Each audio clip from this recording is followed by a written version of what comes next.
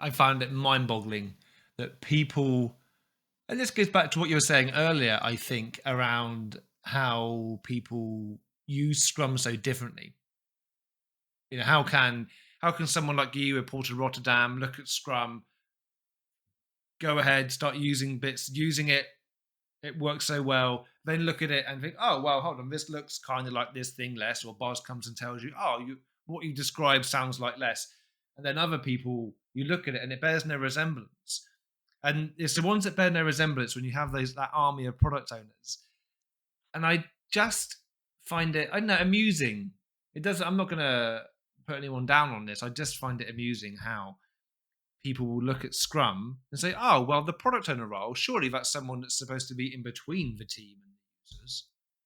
When that would be in direct contradiction to one of the agile principles. Like, why would you design a framework to help you learn how to be agile, which directly contradicts one of the most important principles? And actually, when you look, if you ever like listeners, anybody else, I've mentioned this stat a few times, but if you look at the research into teams, there was a big, say, the biggest study that I know of into team performance was by Price and Toy. And this is a book from a number of years ago, but it was around 1,300 teams. And they showed that teams that had a close proximity to the customer were 30% more likely to reach higher performance.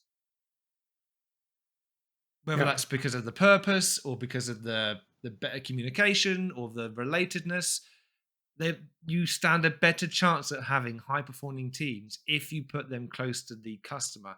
That's what this study said. And it's one of the few agile principles which is backed up by a piece of academic research. And yet, people still decide that product owners are the role that sits in between. I, I, Yep. I find it so amusing and baffling.